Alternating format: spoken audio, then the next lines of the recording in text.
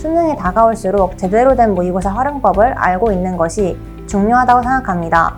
자신만의 시험 운용 방법을 만들고 연습해보면서 수능장에서의 행동 강령을 만드는 것이 실전에서 큰 도움이 된답니다.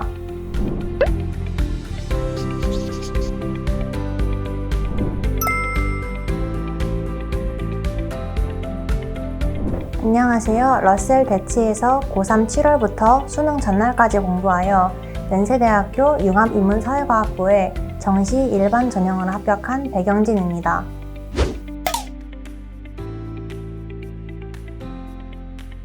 사실 아직 실감이 잘 안 납니다. 아무것도 확정된 것 없이 수능 후 보는 시간이 길어서 그런지 모르겠지만 아직도 그냥 예비 연세대 학생보다는 수능 끝난 고3이 더 익숙하네요.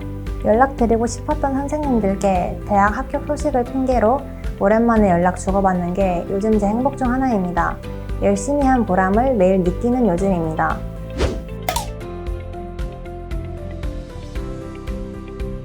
저는 공부할 때 환경을 중요하게 생각합니다. 옆에서 누가 어떻게 공부를 하느냐에 따라 제 마음가짐이나 행동도 바뀌는 것 같더라고요. 러셀은 수준별로 바자관이 운영되는데 저랑 비슷한 위치의 사람들과 저의 공부 태도나 습관, 집중력 등을 직접 보면서 비교할 수 있다는 점이 러셀 학원을 선택한 가장 큰 이유가 된 것 같습니다.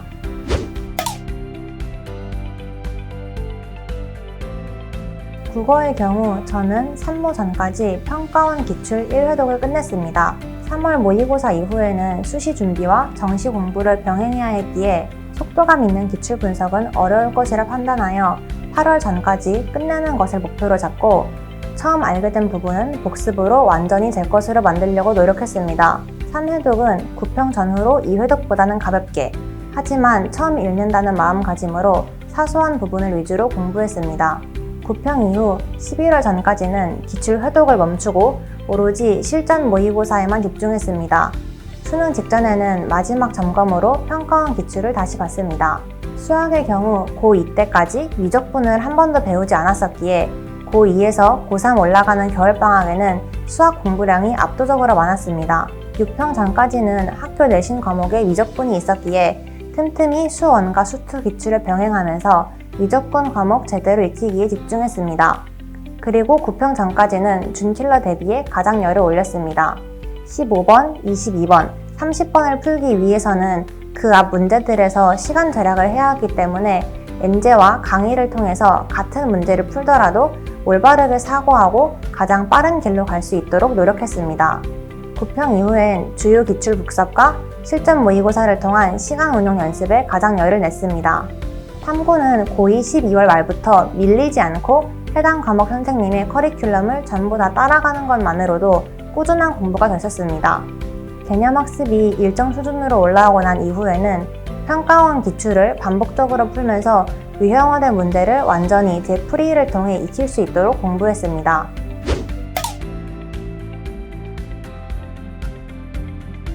저는 언어와 매체를 선택했습니다. 평가원 모의고사 다회독과 자기 피드백 위주의 실전 모의고사 연습을 통해 국어 실력을 키워갔습니다. 강민찬 선생님의 모의고사 분석 수업을 바탕으로 글을 읽는 방법부터 제 것으로 만들어 나가다 보니 막바지에는 감을 잃지 않을 정도로만 공부했는데도 좋은 성적을 거두를 수 있었던 것 같습니다. 저는 미적분을 선택했습니다. 주요 기출문제의 유형 복습과 새 교육 체제에 맞는 엔제 그리고 실무 위주로 공부했습니다. 장영진 선생님의 단과 수업이 가장 큰 도움이 됐습니다. 특히 새 교육과정에 맞는 문항들로 구성된 파이널 모의고사가 제일 기억에 남네요. 화원, 생원을 선택했습니다.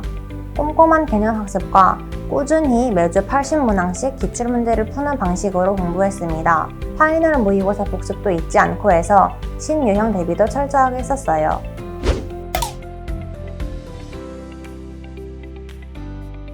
교육청 모의고사는 수업 중에 다뤘던 문제나 숙제 외에는 따로 보지 않았습니다.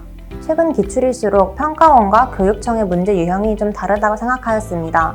평가원 문제는 수능 직전까지도 중요하다고 생각하는 문제는 항상 다시 봤습니다.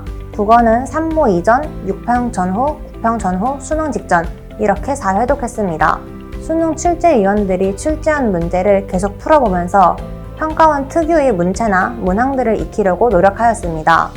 수능이 다가올수록 제대로 된 모의고사 활용법을 알고 있는 것이 중요하다고 생각합니다. 자신만의 시험 운영 방법을 만들고 연습해보면서 수능장에서의 행동 강령을 만드는 것이 실전에서 큰 도움이 된답니다. 또 10월부터는 모든 모의고사의 후기를 시험지 앞 장에 영역별로 적고 스스로 피드백하는 시간을 꼭 가졌는데 처음에는 좀 귀찮았지만 습관이 되니 수능에서 실수를 줄일 수 있었습니다.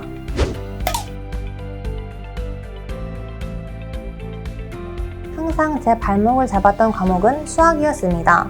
일단 미적분을 처음 배워서 제대로 문제풀이를 하는 데까지 시간이 오래 걸렸고 수원 수투는 내신 위주의 문제에 익숙해져 있었기에 이를 수능 문제로 접하다 보니 손도 못 대는 문제가 많은 상태로 시작한 수학 공부였습니다. 문제집도 많이 풀어보고 혼자 공부도 많이 했지만 결국 좋은 강의를 통해 선생님과 함께 극복했습니다. 포기하지 않고 일단 해보자는 마인드로 버티면서 6평의 3등급이라는 점수에서 9평의 2등급을 받고 마침내 수능에서 1등급을 받을 수 있었던 것 같습니다.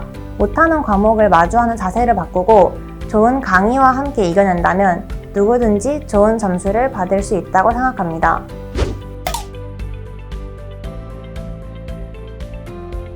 건물 밖으로 나갈 필요 없이 몇 층만 내려가면 바로 단과 수업을 들을 수 있다는 것이 가장 좋은 점이었습니다.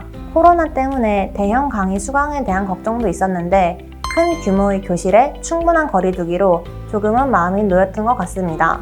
인상 깊은 선생님은 장영진 선생님입니다. 6월 평가원 시험 이후 수학 공부 방향에 있어서 고민이 많았는데 장영진 선생님 수업을 들으면서 정말 수학을 바르게 공부한 것 같습니다. 특히 파이널 실전 모의고사 수업은 모두에게 꼭 추천하고 싶습니다.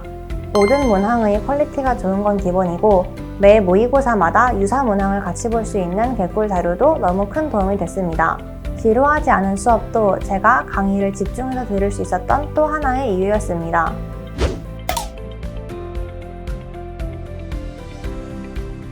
폐쇄형이 아닌 곳이 드문데 개방형인 바자관 구조가 가장 좋았습니다. 제가 공부하는 모습을 남들이 볼 수 있다는 생각에 더 열심히 한 것도 있고 주변 사람들을 보면서 반성도 많이 했습니다. 또 10시간이 넘는 시간 동안 앉아있으면 허리가 되게 아픈데 의자도 편안해서 좋았습니다. 그 밖에도 사소할 수 있는 전자레인지나 제빙기 등이 전반적인 제 공부 환경 향상에 크게 기여한 것 같습니다. 그리고 무엇보다 급식이 맛있어서 굳이 밖에서 비싼 돈 주고 사 먹지 않아도 즐거운 식사 시간을 보낼 수 있었습니다.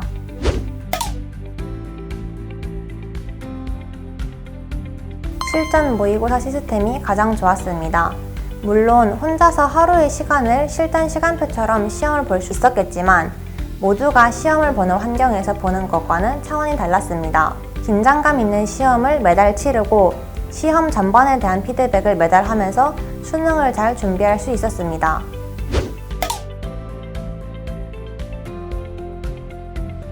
무심한 위로가 오히려 더 힘이 된다는 말이 있듯이 담임 선생님의 무심한 듯 다정한 그 말투가 은근히 멘탈 관리에 도움이 많이 됐습니다.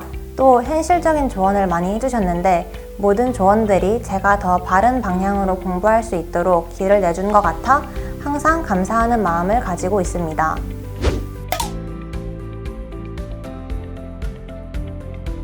철저한 방역 관리와 빠른 확진자 관련 안내 등 잘 잡힌 방역 체계가 안심하고 공부할 수 있는 환경을 만들어준 것 같습니다.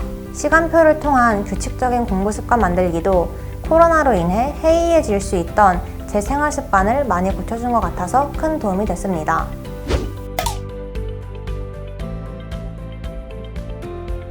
수능이 다가올수록 매 순간 불안했던 것 같습니다. 열심히 한 만큼 결과가 나오지 않으면 어떡하나, 기대에 부응하지 못하면 실망한 사람들의 반응을 두려워하는 것도 있었습니다. 저는 스스로에게 정말 엄격한 편이었기에 끊임없이 제 자신과의 신경전을 벌였던 것 같습니다. 그리고 이 모든 걱정과 불안의 무게를 덜어준 건 제가 너무나 좋아하고 존경하는 아티스트 슈퍼주니어였습니다. 많은 사람들이 수험생활 중 일명 덕질에 대해 부정적으로 생각하시곤 하는데 저는 오히려 남에게 말하기 힘들거나 자기만 알고 있는 고민을 덜 수 있는 좋은 방법 중 하나라고 생각합니다. 꼭 공부의 방향이 아니더라도 내가 본받을 가치관과 정신력들을 가진 사람을 존경하고 그에 걸맞는 팬이 되도록 노력한다면 그 그게 진정한 덕질이라고 생각합니다. 혼자 있는 시간이 많아질수록 우울감과 무기력에 빠지기 쉬웠는데 그럴 때마다 힘이 되는 노래를 들으면서 큰 위안을 받은 것 같아요. 그들이 버텨오고 결국엔 일궈낸 삶에 대한 이야기도 들으면서 동기부여도 많이 됐습니다. 지금 공부하시는 분들도 공부 중 쉴 수 있는 쉼터를 하나씩 마련하면 좋을 것 같다는 바람입니다.